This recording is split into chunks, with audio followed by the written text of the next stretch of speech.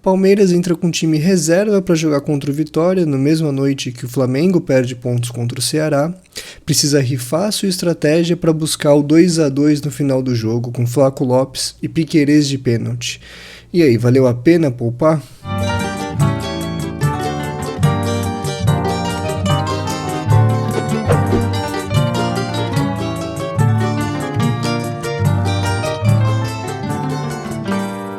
Antes da gente falar um pouquinho sobre o jogo em si, pro Campinho, acho que esse jogo ele deixa algumas coisas bastante claras, assim, que era bom a gente conversar, aproveitar o jogo para isso.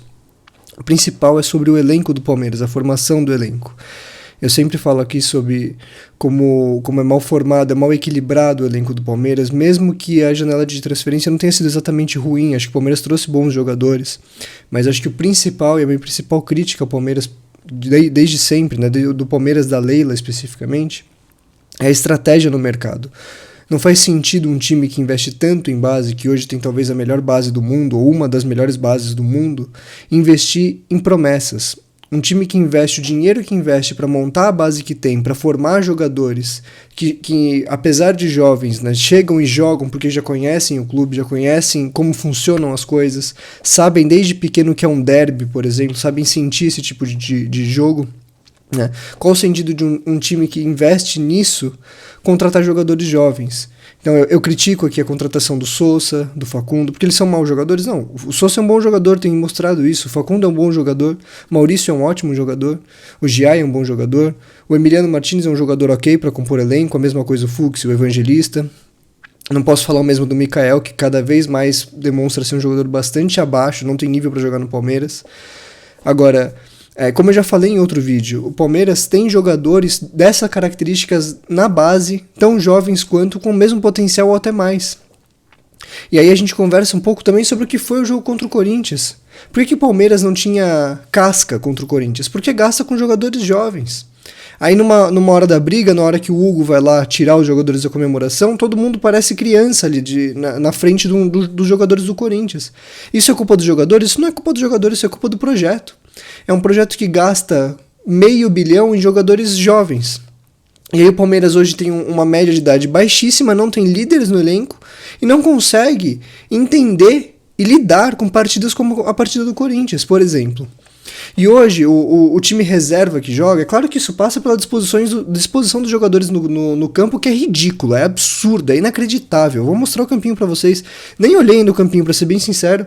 A gente vai olhar junto, mas não precisava olhar. Como eu falo aqui, o campinho ele é só um retrato do jogo. Você precisa assistir o jogo. E o jogo, o que o jogo demonstra? O jogo demonstra que o Alan, mais uma vez, jogou de ala. Não jogou de 8, como a gente imaginava pela escalação inicial. O Thales jogou de meia. O Thales é um centroavante. O Thales é muito mais parecido com o Flaco do que com qualquer outro jogador no Palmeiras. Era o primeiro jogador do ataque, né? O último, aliás, né?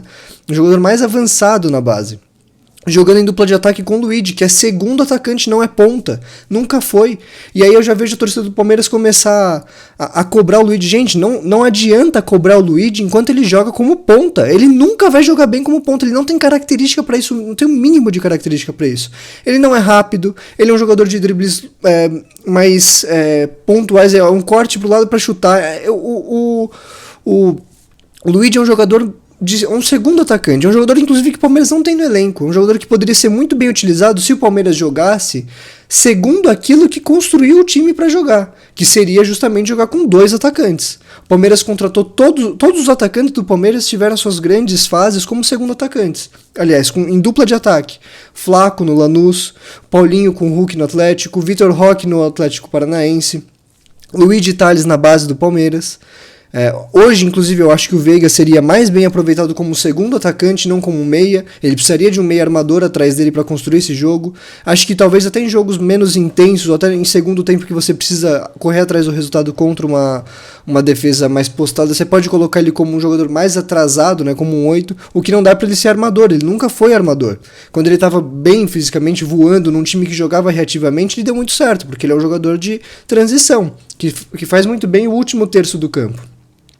Então, o que a gente vê hoje, agora focando no jogo, né? A gente vê um time que foi muito mal disposto, foi muito mal escalado, porque não dá pra você jogar com Flaco, Thales e Luigi, ainda que eu acho que teria uma saída muito interessante que o Abel parece ignorar, né? Eu vou falar um pouquinho de como poderia ter feito funcionar essa escalação, mas você sai com 3 atacantes, sendo que nenhum deles é de fato um ponta, né? São 3 atacantes centrais.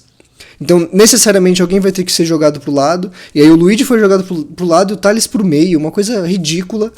A zaga com Mikael e Benedetti, Alan de ala, Marcos Rocha naquela função livre que ele sempre atua, né? Ali pelo lado, ele não marca, ele não constrói, ele tá lá, sei lá pra quê. E o Vanderlan, que infelizmente é um jogador que não dá mais certo no Palmeiras. Eu ainda acho que é um bom jogador. Ele não é por acaso que ele jogou bem a base inteira, não é por acaso que ele começou jogando bem no Palmeiras, a ponto da torcida pedir ele titular ao invés do Piquerez. A gente não era louco. É que ele jogava bem, mas se perdeu, precisa de rodagem em outros lugares para voltar a ter um bom futebol. E aí a gente tem um time com uma zaga absolutamente inepta, incapaz de jogar, porque o Marcos Rocha não tem condições físicas, né? Ele já é um aposentado em campo. O Vanderlan tá muito mal. Mikael é um jogador desprovido de qualquer capacidade técnica ou tática. E o Benedetti é dos zagueiros que a gente revelou nos últimos anos, talvez o pior. Isso não quer dizer que ele seja ruim. Ele não é um mau zagueiro, é que a gente revelou grandes zagueiros. Vitor Reis, Naves, né? Que foi rifado pra gente estar com o Mikael e agora vai pedir outro zagueiro, né? Por que o Naves não jogava? Isso precisa ser cobrado. O Naves é um grande zagueiro e não teve sequência. Vou falar um pouquinho sobre os jogadores que não têm sequência também. Por que os jogadores não têm sequência no time do Palmeiras? Principalmente quando começam a jogar bem, né? E aí o primeiro gol do Vitória sai num erro de bola do Alan. É bem verdade, ele errou. Errou justamente na posição que ele seria como um 8, apesar de ele não ter jogado como um 8 hoje, né? Mas ele estava na posição de um 8 ali no momento da jogada. Só que a culpa não é só dele. O Alan erra o passe porque ninguém se apresenta claramente para receber essa bola. O Emiliano tá atrás da marcação, né? Ele não tá numa linha de passe fácil. Isso não é passar pano pro Alan. O Alan errou. Se ele não tinha um passe fácil, ele poderia ter voltado a bola. E aí, né, o que não pode errar o passe ali na intermediária. Ele errou. Mas a gente precisa pontuar os outros pontos também do gol. O Alan erra o passe porque ninguém se apresenta para receber. Porque não tem o meia. Porque o Veiga não é meia. Né? O Veiga, infelizmente, não cumpre mais essa função de meia. E aí, quando o Alan erra esse passe, não é que ele deixa os jogadores no mano a mano. O Palmeiras tomou um contra-ataque de 2 do Vitória contra 5 do Palmeiras. O Mikael e o Benedetti não conseguiram fazer nada. Por que não fizeram a falta? É uma coisa básica, é uma coisa mínima. Sabe por que não fizeram a falta? Porque o time não tem casca. Não tem nenhum jogador experiente nesse time para fazer coisas simples. Para não deixar o Corinthians bater a bola rápido, que tanto falaram, né? Então, certo, é verdade. Não poderia ter deixado bater a bola. Agora, o fato é que não passa só por isso. Passa por um time desorganizado em campo. O time com 5 jogadores na defesa não consegue parar um ataque de 2. Né? Então, o Vitória ataca com 2 jogadores, consegue trocar passe, o Benedetti não consegue parar a finalização do Kaiser, que finaliza no canto oposto ao lombo e faz o gol. Aí, o que acontece? A gente joga primeiro que no primeiro tempo jogou 10 minutos, né? E aí, como eu sempre falo aqui, contra o Grêmio foi o suficiente jogar 20 minutos, mas não vai ser suficiente na maioria dos jogos, né? Talvez estivesse com o time titular hoje, talvez fosse suficiente jogar 10 minutos contra o Vitória, né? Mas com o time reserva não foi. Aí vai pro segundo tempo, não consegue jogar, e aí faz o quê? Abdica da estratégia que era descansar os jogadores pro clássico, né? Então você não consegue fazer funcionar o time que você propôs, você joga fora a estratégia que era de descansar os jogadores, coloca todo mundo em campo e o máximo que você consegue é um empate. Porque você coloca os jogadores, né, você faz 4 substituições de saída e o que acontece? 4 jogadores frios em campo contra um time que está no melhor momento do jogo, num dos melhores. O Oswaldo parecia o Messi contra o Benedetti e o Marcos Rocha. O Kaiser parecia o Haaland, é uma coisa incrível, né? Nossa, parecia que eu tava vendo o Palmeiras e o Barcelona do MSN jogando contra essa zaga do Palmeiras. É incrível o que eles estavam jogando, né? E aí o Piquerez entra frio, toma um drible infantil e o Eric faz o segundo gol pelo Vitória. Sabe contra quem ele fez o primeiro gol? Nessa volta ao Vitória? Contra o Sport. O Vitória que não sei se ainda é, depois do jogo, era o terceiro pior ataque do Brasileirão. Um Vitória que tem como técnico Carille, né? Então, o que mais eu posso dizer sobre isso? E aí o Palmeiras tem um pênalti absolutamente tosco, né, por parte do Vitória. Vitória, que é um time que vai brigar contra o rebaixamento, não pode cometer esse tipo de pênalti. Então o Palmeiras é presenteado com esse pênalti, né? Não, um time minimamente inteligente não faria esse pênalti, faz o gol, volta pro jogo logo após o segundo gol. Imagino que se não tivesse nessas circunstâncias, dificilmente teria conseguido ir atrás do empate.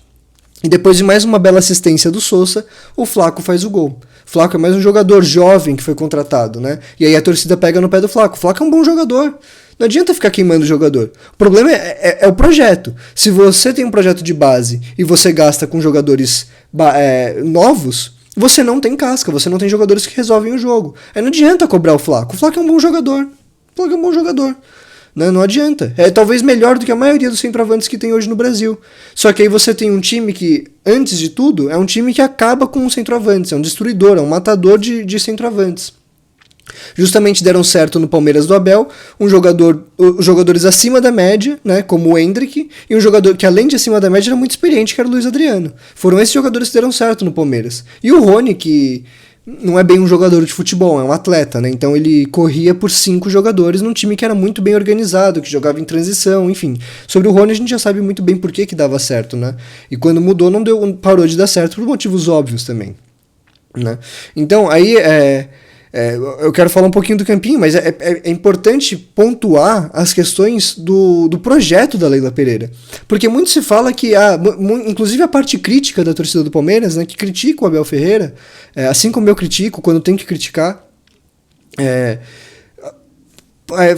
acha que é bom o projeto da Leila Pereira, né? Acha que é bom o trabalho dela. E eu discordo absolutamente disso. Acho que o projeto da Leila é ridículo, é uma bosta. Acho que a diretoria da Leila Pereira é péssima. Mas ela tem um bom trabalho financeiro no Palmeiras. A Leila passou o primeiro mandato dela inteiro pagando a dívida para ela mesma. Uma dívida, um dinheiro que veio pro Palmeiras como doação, virou dívida por treta dela interna, ao que se fala com o Mustafa. E ela passou 3 anos da primeira gestão pagando a própria dívida, a dívida para si mesma. Isso é uma boa gestão financeira? Aí agora, quando terminou de pagar, consegue contratar jogadores, tem superávit. Por quê? Porque a gente tem uma pessoa no Palmeiras que se chama JP Sampaio, João Paulo Sampaio. É a única pessoa que está acima de qualquer crítica. É a única pessoa que mantém o Palmeiras financeiramente saudável. Não é a Leila, é João Paulo Sampaio. O Palmeiras paga caro por jogadores, o Palmeiras paga altos salários, o Palmeiras paga demais para o técnico, um valor que ele não se justifica em campo. Então, a falar que o trabalho da Leila financeiramente é bom, gente, a gente precisa analisar para além dos dados, para além do quanto entrou e do quanto saiu. A Leila não tem um trabalho bom no Palmeiras, nem financeiramente, nem futebolisticamente. É um trabalho muito ruim. E o que falar do trabalho do Barros? É péssimo, é horrível. Bom, vamos falar um pouquinho do Campinho. Então, esse é o Campinho do Palmeiras contra o Vitória. E aí o que a gente começa a perceber de saída? Tem algumas coisas que elas são sutis, mas elas são significativas. A gente olha para o time do Vitória, assim como a gente olha para o time do Cruzeiro, né? Eu tô falando do Cruzeiro porque foi um time que a gente analisou aqui brevemente no pré-jogo do Corinthians, do Palmeiras e Corinthians, e a gente vê que é um Campinho que mostra uma organização tática muito clara. O Vitória jogando num 4-2-3-1, e é um time que mantém a posição, um time organizado taticamente. Não é por acaso que ele, quando perde jogando bem, e já há algum tempo. E é importante pontuar que o Vitória, inclusive, é um time que perdeu o elenco, que é um time que foi que teve um elenco reduzido, um elenco piorado do ano passado para cá. E a gente vê aqui um time absolutamente organizado, né? A linha de 4, 2 volantes, 3 à frente deles e um atacante, um 4-3-2-1. Um 4-2-3-1, desculpa, né? E a gente olha pro campinho do Palmeiras e a gente vê um campinho meio psicodélico, né? Uma coisa meio esquisita. Isso de saída é ruim? Não é ruim. Mas é muito mais difícil você fazer funcionar um esquema tático que é desequilibrado. E ser desequilibrado não é ruim. Acho que desequilibrado não é a palavra, mas um sistema que é assimétrico. É muito mais difícil você fazer funcionar um time que é assimétrico, certo? Isso daqui é um time simétrico. Se a gente passa aqui uma linha, a gente vai ter os jogadores cumprindo praticamente a mesma função em cada lado do campo. No Palmeiras, é uma coisa muito mais esquisita, né? O Vanderlan jogando quase como um terceiro zagueiro, só que lá pelo outro lado não tem um lateral direito fazendo uma função também tão atrasada. Olha como o Marcos Rocha sobe muito mais.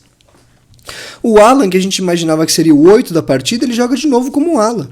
Né? E como eu falei pra vocês, eu não precisava ter vindo aqui no campinho antes, não vim dessa vez. Eu abri porque é óbvio. Né? Alguém imaginou que o campinho do Alan seria aqui? Né? O Veiga jogou como esse 8. Né? Mas além do Veiga jogar como esse 8, cadê o Thales? Olha onde tá o Thales, gente.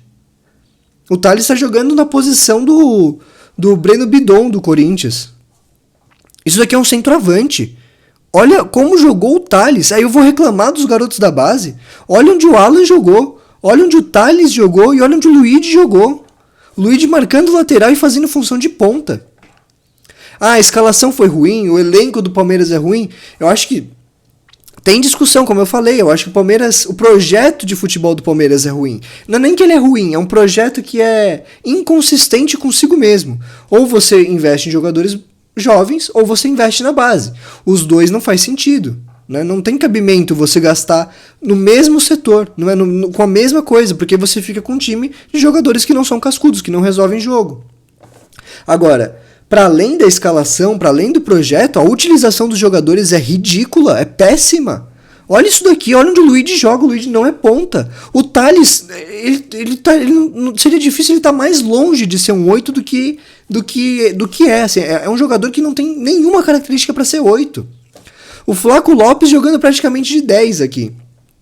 Se a gente comparar com o campinho do Arrascaeta, por exemplo, vocês vão ver que é muito parecido. Com a diferença que o Arrascaeta não vai fazer isso daqui, né? Afinal de contas, não precisa, né? Porque é um time muito bem organizado, um time que tem saída de jogo, o volante é volante, o meia é meia, o ponto é ponto, o atacante é atacante, o lateral é lateral, né? Olha onde está o Veiga, gente, isso daqui é um absurdo. Olha onde são os pontos de mais presença do Veiga. É na frente da área defensiva, na posição de 8 ou até de um 5 e aberto pela direita. A direita aqui tem Veiga, Alan e Marcos Rocha. E aí a gente olha aqui o que eu estava comentando defensivamente. A gente tem o Vanderlan bastante atrasado, o que também não faz muito sentido, porque o Vanderlan é um jogador mais ofensivo do que defensivo. O Marcos Rocha que vinha fazendo terceiro zagueiro, jogando avançado. Depois de tanto tempo sem jogar, a gente tem o Mikael e o Benedetti. E onde que saem as principais jogadas do Vitória? Justamente nas costas do Marcos Rocha. Entre o Marcos Rocha e o Benedetti. Por quê? Porque o Marcos Rocha vai jogar avançado, o Benedetti é um jogador lento, o Veiga tá jogando de 8, né, porque o Alan tá sendo colocado lá na ponta, lá na ala, e aí é óbvio que o Osvaldo vai jogar igual o Messi. É evidente que ele vai jogar igual o Messi. Por quê? Porque é um buraco. O Palmeiras tem um buraco nesse setor do campo. É o Benedetti sozinho ali. O Marcos Rocha toda hora levando bola nas costas. Não precisa ser nenhum gênio para saber disso daqui. É uma coisa absurda, é ridícula. A disposição, a utilização dos jogadores do Palmeiras pelo Abel Ferreira hoje é uma coisa assim inacreditável.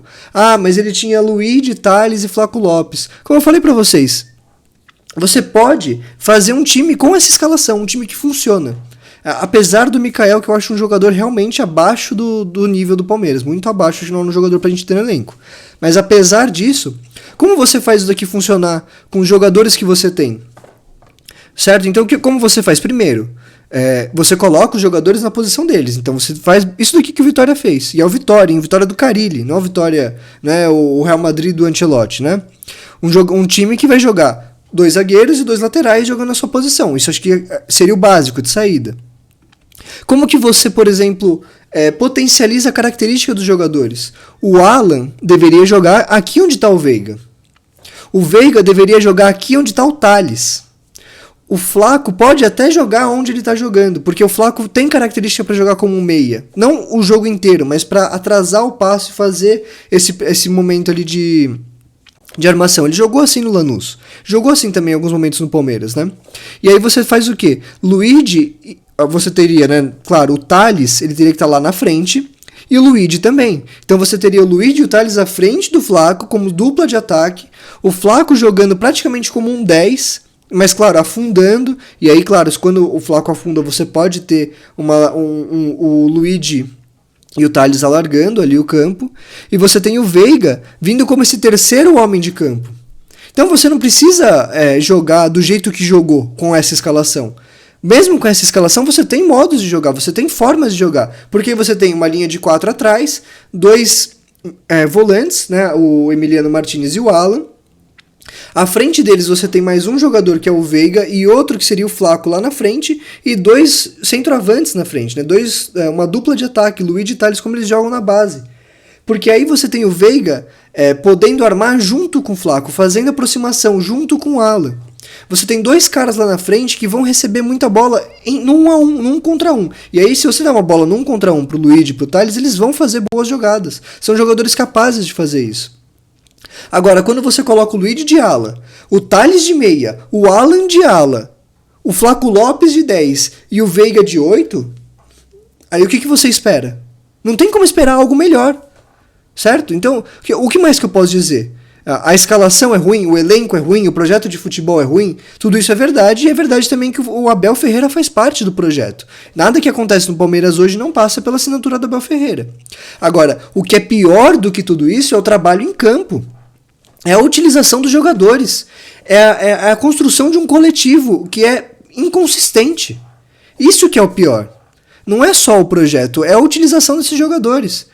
E aí a estratégia, né? Porque o que acontece? Vou voltar para falar aqui com vocês diretamente, porque acho que o campinho já está bastante claro, né?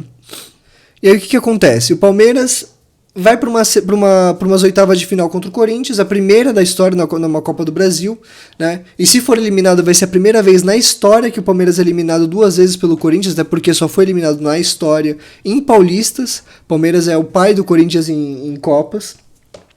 O Palmeiras vai para essas oitavas, não faz um jogo razoável. Eu discordo de quem acha que o Palmeiras fez um bom jogo contra o Corinthians e que o resultado passou só pela arbitragem. Eu acho uma avaliação bastante pobre do que foi o jogo. O Palmeiras não conseguiu trocar 3 passes em campo contra o Corinthians. E a gente viu que quando conseguiu, chegou. Então você vai para esse primeiro jogo da Copa do Brasil, você não consegue o resultado, não consegue nem mesmo segurar o empate. Contra um time fraquíssimo. A gente viu o Corinthians hoje contra o Fortaleza. O Fortaleza que estava com 6 jogadores ex-Palmeiras. Não que eu queira qualquer um deles no Palmeiras de volta, né? Eu gostaria que o Gustavo Mancha, aliás, o Palmeiras está precisando de um zagueiro, mais um que o Palmeiras simplesmente abriu mão, né? Um zagueiro da base que eu duvido que seja pior do que o Mikael. O Gustavo Mancha, que hoje joga muito bem no Fortaleza. Então o Corinthians, por detalhe, não perdeu o jogo contra o Fortaleza hoje em casa. Fez a mesma coisa que o Palmeiras, né? Só que o Corinthians é uma desorganização. O Corinthians é desorganização como exemplo, né? De clube, de instituição, de tudo. Então ele vai lá, poupa, toma o primeiro gol do Fortaleza, apesar de que controlou muito mais o Fortaleza do que o Palmeiras controlou o Vitória, ainda que o Fortaleza seja um time bastante melhor do que o Vitória individualmente. E aí depois colocou a tropa e conseguiu o empate. Muito por culpa do Danilo Barbosa, né? Diogo Barbosa, aquele lateral péssimo que passou pelo Palmeiras. E aí o Palmeiras vai contra o Corinthians em Itaquera, não consegue o resultado, vai pro Brasileirão, em que já começa a se distanciar do Flamengo, tem a oportunidade de tirar pontos do Flamengo, porque o Flamengo inesperadamente perde pontos pro Ceará. O Flamengo que contratou muito bem nessa última janela. Jorginho, Saúl, Lino, né? Um time que está bastante interessante, está tomando corpo. Perdeu o Wesley, trouxe o Emerson Royal, apesar de que eu prefiro o Kelvin, que o Palmeiras trouxe. E aí você começa a distanciar, você tem uma oportunidade de ganhar esse jogo. E o Vitória é um time fisicamente muito fraco. E tecnicamente, né, na parte defensiva também é muito fraco. O Palmeiras poderia ter jogado com um time titular, feito um resultado no primeiro tempo e depois descansado o time. Fazer o contrário. Mas não, o Palmeiras entra com, como a gente já viu, com 11 titulares que seriam discutíveis. Talvez poderia pelo menos ter feito um misto, colocado o Felipe Anderson para jogar, não sei, dava para fazer muita coisa, né? Aí tem que correr atrás do resultado, então você abre mão de poupar os jogadores, você consegue só o empate e você mantém a mesma distância pro Flamengo.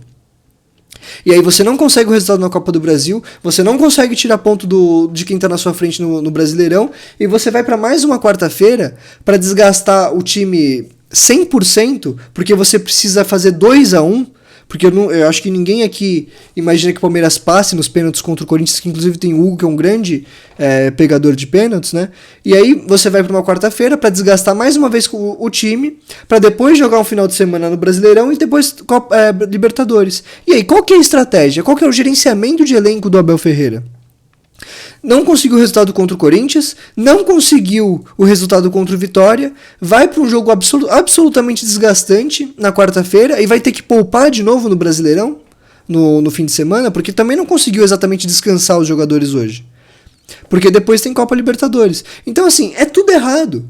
É tudo uma bagunça. Não tem gerenciamento de elenco, não tem formação razoável, não tem projeto de futebol, não tem um gasto razoável, também um gasto equilibrado entre contratação de jogador novo e aposta, entre jogador novo e aposta e jogador cascudo e pronto. Né? O Palmeiras gasta 18 milhões com um jogador que vai ficar um ano inteiro recebendo salário no DM. Palmeiras abre mão de todos os seus pontas e tem que improvisar Thales e Alan. E Luigi. Palmeiras abre mão de Kevin, de Giovani, de Arthur. E aí vai atrás do Sousa, do Facundo. Gente, desculpa, mas não tem cabimento. É uma coisa ridícula. Bom, eu peço que vocês deixem um like, se inscrevam no canal se gostaram do conteúdo. Terça-feira a gente tem live para falar de tudo que aconteceu nessa última rodada do Brasileirão e também um pouco sobre Copa do Brasil. E na quarta-feira a gente vai ter uma live pós-jogo com alguns corintianos pra gente discutir ou a eliminação do Palmeiras ou a classificação heróica no pasto do Allianz Parque, né? Bom, eu convido vocês então pra live de terça às 8, live na quarta-feira pós-jogo. E eu pretendo fazer também um vídeo pré-jogo do Corinthians, não prometo porque eu não sei se eu vou ter tempo, mas pretendo fazer pra gente poder analisar e discutir um pouquinho quais os meios, né, pra gente conseguir virar o jogo contra o Corinthians no Allianz Parque. Bom, é isso, obrigado a todos e boa noite.